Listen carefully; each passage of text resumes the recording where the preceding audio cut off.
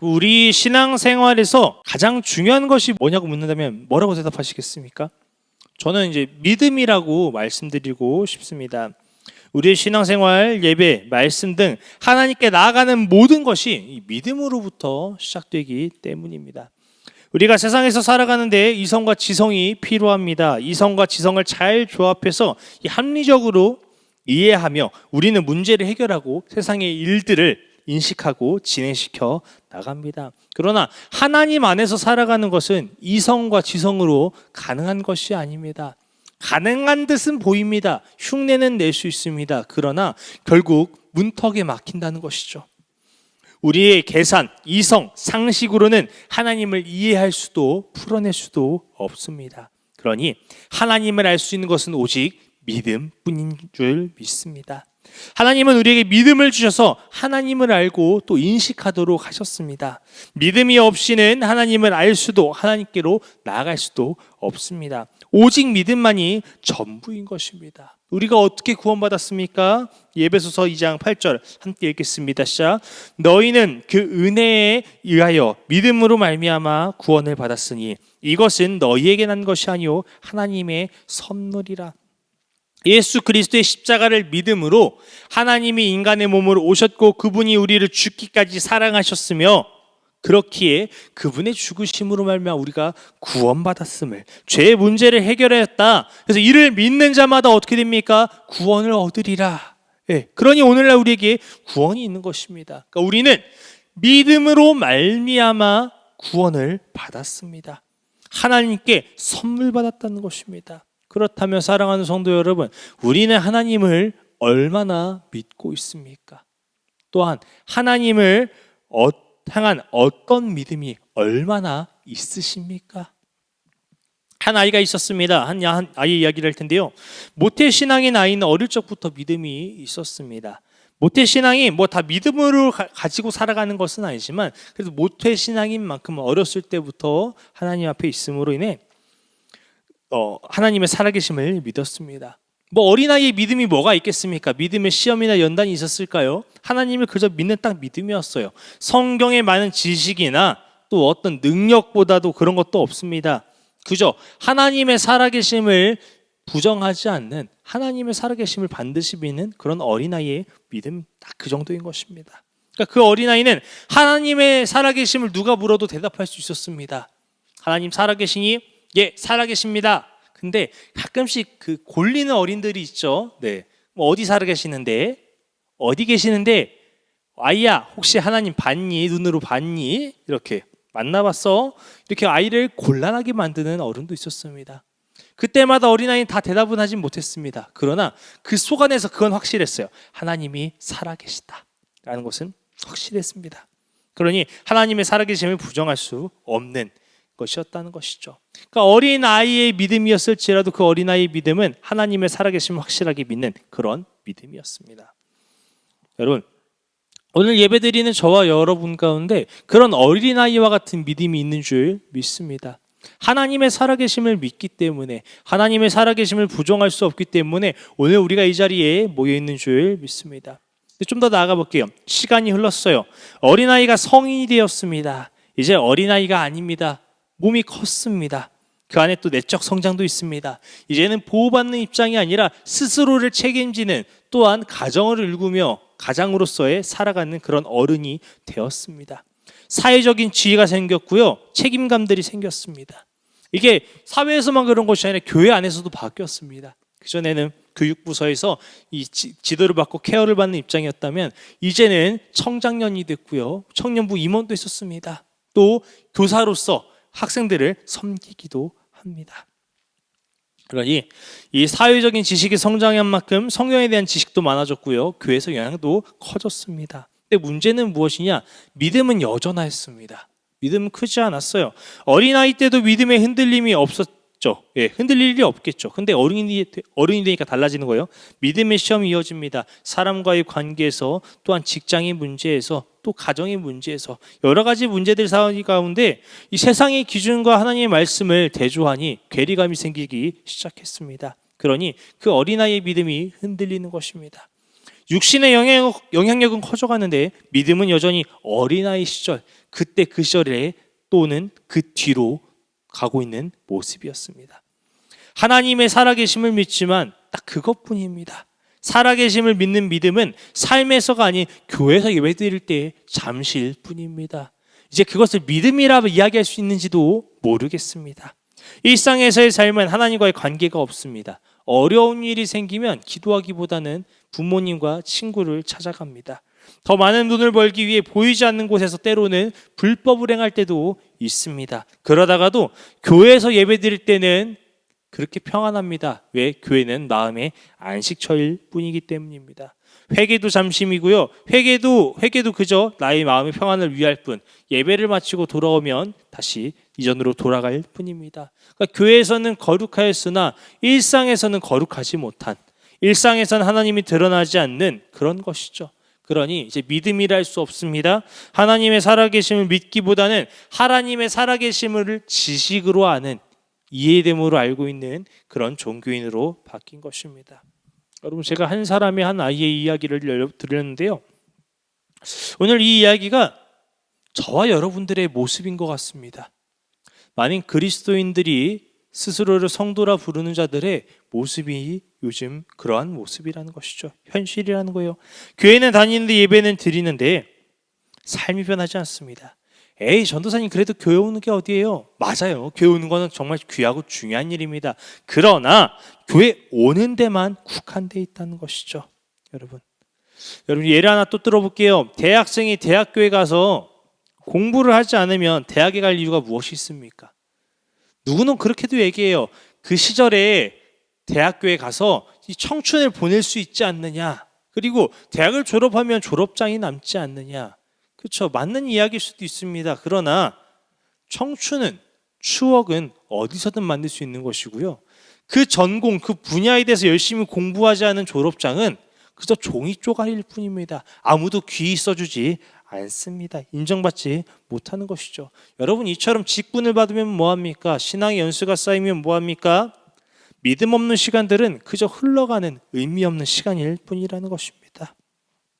제가 이 설교의 시간, 첫 시작을 조금 날카롭게 얘기했습니다. 저도 굉장히 많이 찔렸거든요. 그럼에도 제가 말씀드린 것은 우리는 믿음을 지켜야 되며 믿음의 성장이 필요하기 때문에 말씀을 드리는 것입니다. 여러분, 믿음의 성장은 반드시 필요합니다.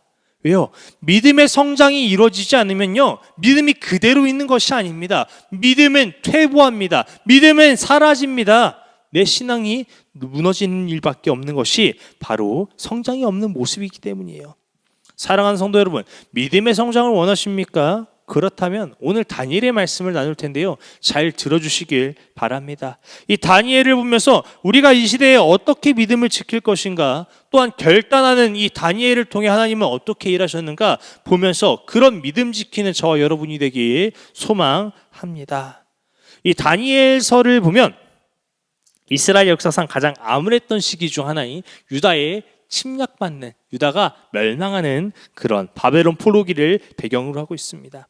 우리가 읽고 있는 이 1장은 아직 유다가 멸망하기 전 바벨론의 1차 침공이 있는 이후 일입니다. 바벨론의 침공으로 인해서 다니엘과 그의 친구들은 포로로 잡혀왔습니다. 여러분, 우리가 만약에 이 10대, 이 소년 나이에 이 포로로 잡혀왔더라면 얼마나 절망적이겠습니까? 그리고 또 이 소년들은 그냥 소년들이 아닙니다. 왕족이나 귀족들이었습니다. 충분히 살 만큼 살았고 인정받았으며 누릴 것들을 누렸던 계층입니다. 그런 위의 상위 클래스들이 하루아침 만에 이 포로로 돼서 잡혀간다니요. 얼마나 절망적이겠습니까? 여러분, 어떤 마음이 들었을까요? 하나님에 대한 원망이 들었을까요? 아니면 이제 내 삶은 끝났어라는 절망에 찌들었을까요? 사람이라는 게 가장 높은 곳에 있다가 떨어지면 굉장히 절망적이거든요. 떨어질 곳이 없으면 절망한 일도 없습니다. 그러나 높에 있다가 한순간에 귀족이었다 왕족이었다 포로된 이들의 상황인 것이죠.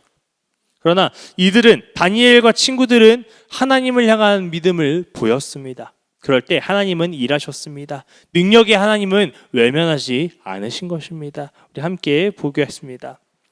무슨 상황이냐? 1절부터 보면 바벨론 느부갓네살이 이제 이 포로들을 데리고 옵니다. 일부러 왕족 귀족을 데려왔어요. 왜 그랬을까요? 이들을 충분히 교육이 된 어느 정도 갖춰져 있는 자들을 데리고 싶었던 것이죠. 데리고 와서 어떻게 해요? 자신을 섬기는 자로 세우려고 4년 동안의 이 교육 과정, 교육 계획을 세웁니다. 느부갓네살 왕은 유다의 소년들을 철저히 바벨론화 시키려고 합니다. 이스라엘 소년들에게 이 바빌론의 학문과 언어를 가르치게 했고요. 왕이 먹고 마시는 음식 그리고 이 포도주까지 마시겠다는 것이죠. 또 7절을 보니까 이들의 이름을 이제 이스라엘식이 아니라 히브리식이 아니라 바벨론식으로 이름을 바꾸도록 합니다. 자, 이게 무슨 일일까요? 이게 바꾼다는 것이죠. 민족성을 바꿔버린다는 거예요. 여러분, 일제감독일 때 나라를 팔아 친일한 사람들은 굉장히 잘 먹고 잘 살았습니다. 예. 근데 반면 독립운동가들은 이름도 빚도 없이 나라를 위해 사라졌습니다. 이처럼 곧 멸망한 유다의 상황과 강국인 바벨론에서 소년들이 살아남을 방법은 무엇입니까? 유다를 잊어버리는 것입니다. 민족성을 버려버리시고 얼른 이 바벨론을 갈아타는 일입니다. 바벨론은 얼른 친화된 사람이 되어서 왕에게 사랑받는, 왕에게 이쁨 받는 자로 변화되는 것입니다. 왕을 모시는 것이 살 길이고 출세할 길이겁니다. 그러나 우리가 알다시피 다니엘은 그러지 않았습니다. 우리 8절 함께 읽어보겠습니다. 시작. 다니엘은 뜻을 정하여 왕의 음식과 그가 마시는 포도주로 자기를 더럽히지 아니하리라 하고 자기를 더럽히지 아니하도록 환관장에게 구하니. 다니엘은 왕의 음식을 거절했습니다. 왕의 음식과 그 포도주가 자신을 더럽힐 것이라 여겼기 때문입니다. 그럼 여기서 음식은 단순히 먹고 마시고가 아닙니다. 그 문화이자 정신입니다. 다니엘이 이 음식을 거부했다는 것은 바벨론의 문화와 바벨론의 것들을 받아들이지 않겠다는 것입니다. 왜? 나는 이스라엘 민족이니까. 나는 하나님을 믿는 자로서 하나님을 따르겠다. 이 부정한 것들을 내 안에 집어넣음으로 해서 하나님을 더럽히지 않겠다. 다니엘은 이야기하는 것이죠. 비록 나라는 흔들리고 빼앗기지만 민족성은 잃지 않겠다. 그런 것이죠. 근데 그러나 이것이 쉬운 일입니까? 아니요, 쉽지 않아요. 가장 강한 강대국 바벨론의 왕의 명령입니다. 왕의 명령을 어기는 것은 목숨을 걸어야 합니다. 근데 이 다니엘 모습을 보니까요, 이 세대를 본받지 아니하며 세상의 진리를 따르지 않는 그런 모습을 볼 수 있습니다.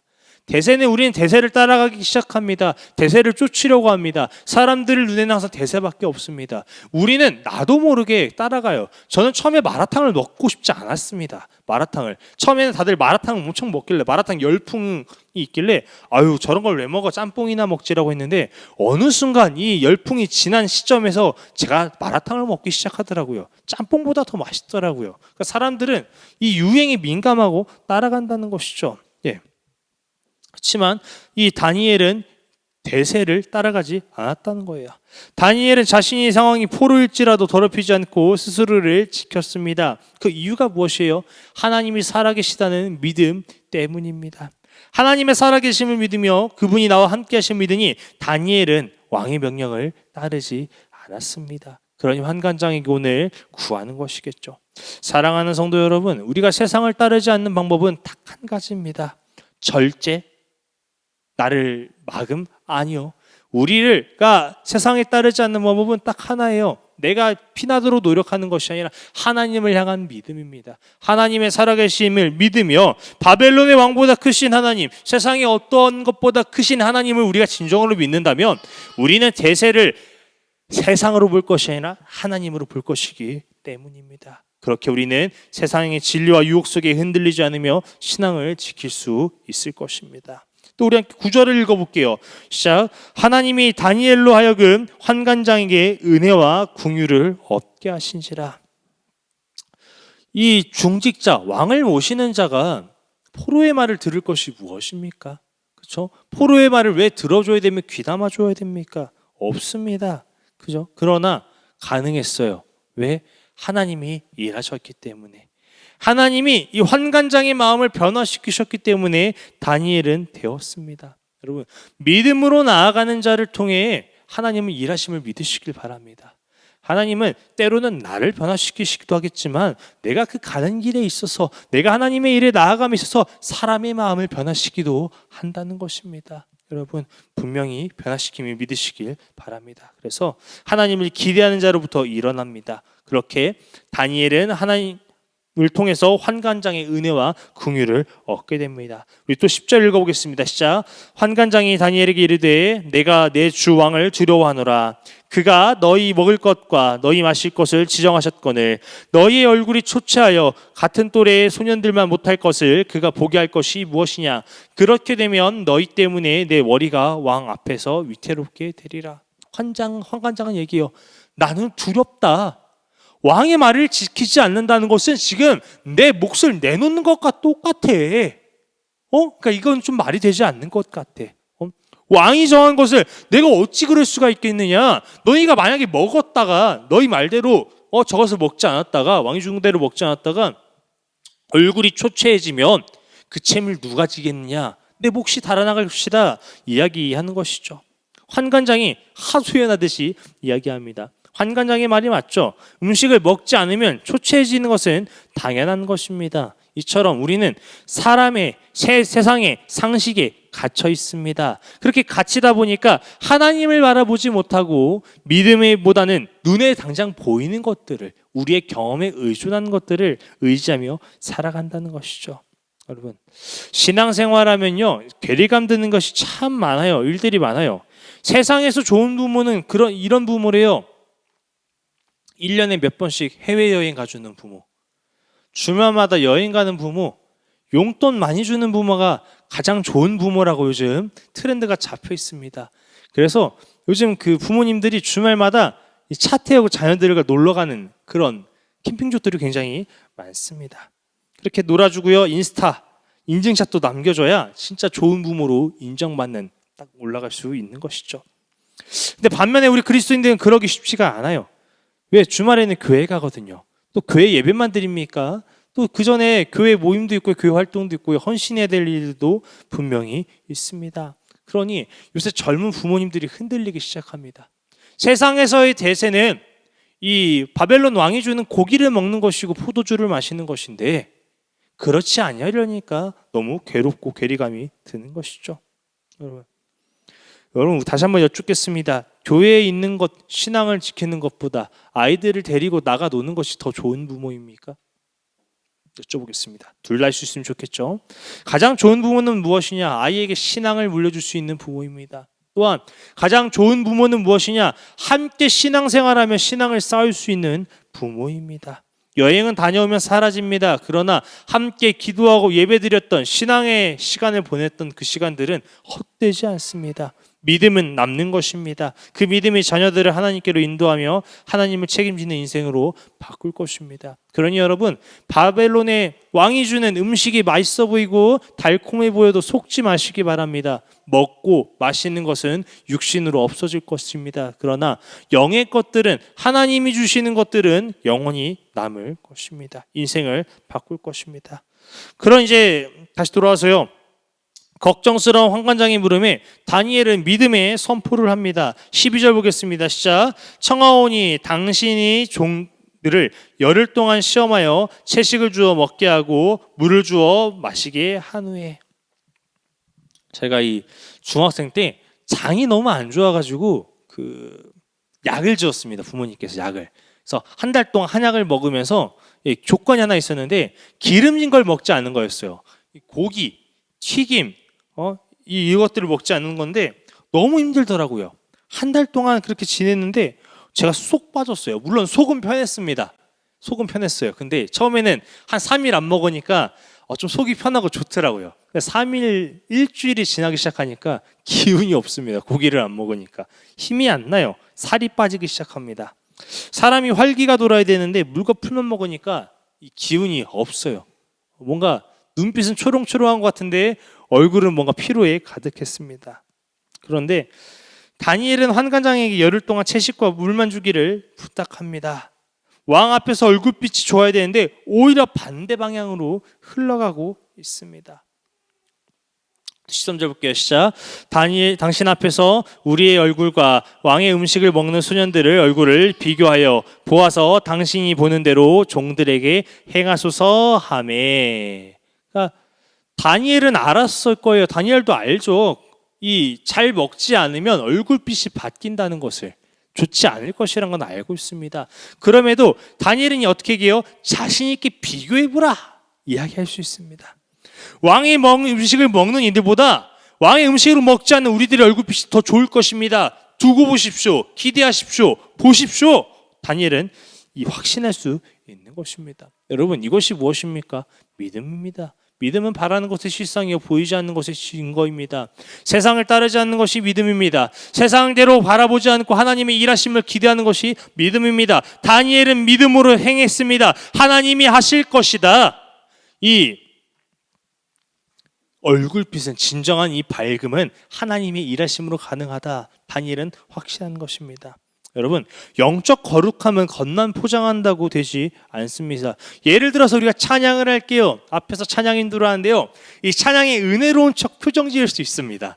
예, 은혜로운 척 막 되게 막 느낌 있는 척 할 수 있습니다. 여러분, 그러나 그것이 진정한 은혜입니까? 내가 어떤 퍼포먼스를 한다고 이것이 은혜 받은 자의 모습입니까? 아닙니다.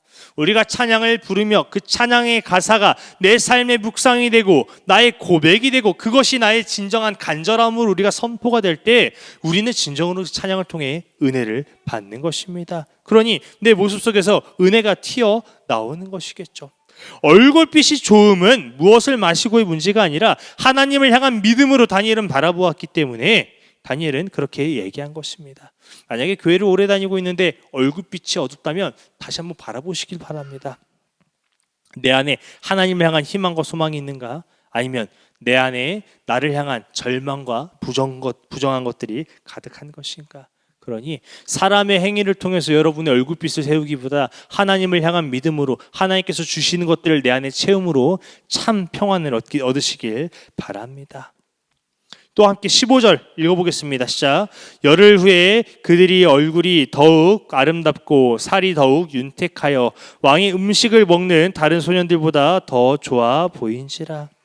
다니엘과 그 친구들은 얼굴이 달랐습니다. 윤택합니다. 얼굴에서 아름답고 빛이 났습니다. 여러분, 하나님은 다니엘처럼 믿음으로 구하는 자에게 반드시 보이심을 믿으시길 바랍니다. 하나님은 믿음을 저버리시지 않습니다. 믿음을 배반하신 분이 아니십니다. 하나님은 약속의 하나님이십니다. 하나님은 이루시는 하나님이십니다. 이 11에서 11장 6절에 이렇게 적혀 있어요. 믿음이 없이 하나님을 기쁘시게 하지 못하나니 하나님께 나아가는 자는 반드시 그가 계신 것과 또한 그가 자기를 찾는 자들에게 상 주시는 이심을 믿어야 할지니라. 믿음으로 나아갈 때 하나님이 기쁘시게 될 것이고요, 믿음만이 하나님의 기적, 하나님의 계신 것과 찾는 믿음임을, 저 다시 정리해서요, 믿음만이 하나님의 기적의 통로임을, 상주심을 믿으시길 바랍니다. 또 다니엘서 16절 볼게요. 시작. 그리하여 감독하는 자가 그들에게 지정된 음식과 마실 포도주를 제하고 채식을 주니라. 이것을 보고 감독관이 이제부터는 채식을 주기 시작합니다. 설득이 된 것이죠. 증명했잖아요. 다니엘이 그 얼굴빛을 통해서 보여줬어요. 그러니 이제는 채식을 준 것이죠. 불안해하지 않습니다. 여러분, 이것이 그리스도인으로서 세상에 줄 수 있는 능력이자 힘인 것입니다. 감독관도 다니엘과 다니엘의 친구들이 다르다는 사실을 보았어요. 지금으로 말하면요, 이 우리 크리스천들이 믿음으로 살아가며 하나님의 능력들을 불신자에게 보인 것입니다. 하나님의 기적들이 어떻게 일어나는지 그 결과를 불신자들에게 보인 것이에요. 그러니 그들은 하나님의 존재를 믿게 됐고요, 설득되었습니다. 여러분, 이것이 전도입니다. 전도는 우리의 삶을 통해서 이웃에게 하나님의 살아계심을 증명한 것인데, 다니엘은 자신의 믿음의 고백, 선포, 신앙을 지킴으로 인해서 이 믿지 않는, 하나님을 모르는 자에게 하나님의 능력을 보인 것입니다. 감독관은 왕이 원하는 대로 목적을 이뤘습니다. 오히려 그 다른 아이들보다 더 이들이 얼굴빛이 났으니, 좋고 건강했으니 진정으로 기뻤습니다. 여러분, 믿음으로 선포하는 자 주변은 그 믿음으로 말미암아 유익을 얻음을 믿으시길 바랍니다. 내가 믿음을 선포하고요, 내가 신앙을 지켜가고 내가 하나님 안에서 날마다 살아가면 나로 인해서 하나님께서 주시는 유익들이 퍼져나가는 것입니다. 믿음으로 순종할 때 주변이 살아날 것입니다. 왜요? 하나님은 선한 분이시거든요. 선하게 일하시거든요. 가장 좋은 것을 주시거든요. 그러니 그 능력이 살아날 땐 그 주변이 살아나는 것입니다. 가장 먼저 내 영혼이 살아날 것이고 내 주변이 살아나는 것입니다. 여러분, 교회를 이끄는 것은 여러 사람들이 있습니다. 가끔 신앙을 잘 지키는 분들이 있습니다. 그 분들로 인해서 그 교회는 지켜지는 것입니다. 돈을 헌금을 많이 내서요, 어떤 봉사를 많이 해서요, 그것이 전부가 아닙니다. 하나님 앞에 날마다 서 있는 자, 신앙을 지키는 자, 이 악을 행하지 않고요, 말씀대로 지키는 그 몇 사람들이 교회를 지탱하는 것임을 믿으시길 바랍니다. 그래서 내가 진정으로 하나님 안에서 참 행복을 누릴 때 그 이웃에게 참 행복이 흘러가는 것이에요. 내가 하나님의 능력이 나타났을 때 그 능력으로 말미암아 살아나는 것입니다. 모세를 보십시오. 모세 한 사람으로 인해서 100만 명이 넘는 사람들이 이끌림을 당하지 않았습니까? 애굽으로부터 구원받지 않았습니까? 하나님이 사용하시니까 그 한 사람을 통해서 100만 명이 살아나는 것입니다. 여러분, 그렇게 우리가 행할 수 있길 바랍니다. 그렇게 행할 때 이웃이 하나님에 대해서 궁금해하지 않을까요? 예? 하나님이 도대체 누구이길래 와, 하나님은 저렇게도 일하시네? 궁금해할 것입니다. 자, 그래서 우리 17절 함께 또 볼게요. 시작. 하나님이 내 소년에게 학문을 주시고 모든 서적을 깨닫게 하시고 지혜를 주셨으니 다니엘은 또 모든 환상과 꿈을 깨달아 알더라. 하나님은 더 주셨어요. 믿는 자에게. 다니엘이 구하지 않은 것도 채워주셨습니다. 다니엘에게 필요를 아시고 채워주셨어요. 여러분, 우리는 믿음으로 구하면 됩니다. 필요는 하나님이 아셔요. 또한 다니엘이 생각지도 못한 것들을 하나님께서 더 주신다는 것을 주심을 믿으시길 바랍니다. 하나님은 하나님의 영광이 드러나도록 마음껏 사용하셔요. 그러니 우리에게 필요한 것은 무엇입니까? 믿음의 고백입니다. 믿음의 선포입니다. 빌립보서 4장 13절엔 이렇게 적혀 있어요. 내게 능력 주시는 자 안에서 내가 모든 것을 할 수 있느니라. 우리는 모든 것을 할 수 있습니다. 어디서요? 하나님 안에서. 누구의 능력으로요? 하나님의 능력으로. 그러니 우리는 하나님을 믿는 믿음만 필요한 것입니다. 우리가 믿음으로 구할 때 필요에 따라 주실 테니 우리 더욱더 하나님을 붙들 수 있기를 바랍니다. 다음 19절 읽어보겠습니다. 시작. 왕이 그들과 말하여 보매 무리 중에 다니엘과 하나냐와 미사엘과 아사랴와 같은 자가 없으므로 그들을 왕 앞에 서게 하고. 자, 왕이 약속한 시간이 끝났어요. 모든 소년들을 왕 앞에 데려갔습니다. 왕이 보겠죠. 그들의 얼굴빛을 보겠죠. 또 그들이 물어봐요. 그들에게 질문을 했겠죠. 그러나 다니엘과 그 친구들만큼 뛰어난 자가 없었습니다. 그래서 오직 이 넷만 왕을 모시게 되는 일이 일어납니다.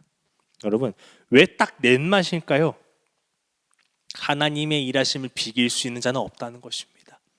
사람의 방법으로, 사람의 능력으로는 하나님의 능력을 따라올 자가 아무도 없다는 것입니다. 그러니 하나님이 능력 주신 하나님의 은혜로 말미암아 시간을 보냈던 다니엘과 그 세 친구, 믿음을 고백했던 이 네 사람만이 그 왕 앞에 서는 것입니다. 20절을 보니까요, 이렇게 적혀 있어요. 전국에 있는 많은 이들의 지혜와 지식, 이 판단력이 다니엘의 친구들에 비할 바가 되지 못했다. 몇 배가 차이 났다. 이렇게 적혀 있습니다. 여러분, 하나님의 능력은 사람이 비할 바가 되지 못합니다. 사람은 하나님을 흉내낼 수 없어요. 반드시 미래 보시기 바랍니다. 하나님 애매하게 올려놓지 않으세요. 확실하게 보이십니다. 왜? 하나님의 영광이 드러나기 때문에. 하나님의 영광은 보일 듯 말 듯 가려지는 것도 아닙니다. 여러분, 분명히 하시기 바랍니다. 믿음으로 구했을 때의 결과물은 확실하게 드러나는, 모든 사람들이 만족할 만한, 이해될 만한 하나님의 영광이심을 믿으시길 바랍니다.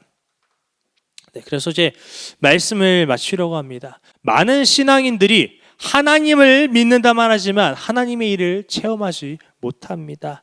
하나님을 체험하지 못하는 이유가 무엇일까요?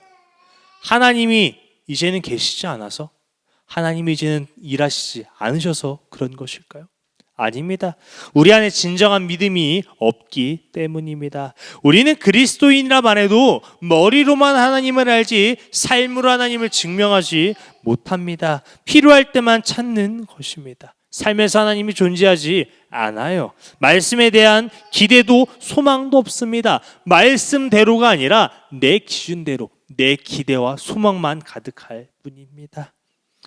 우리는 세상에 살며 세상의 진리와 말씀 가운데서 계속해서 갈등합니다. 그럴 때 오늘 보여주었던 다니엘의 믿음이 우리에게 필요함을 말씀드립니다.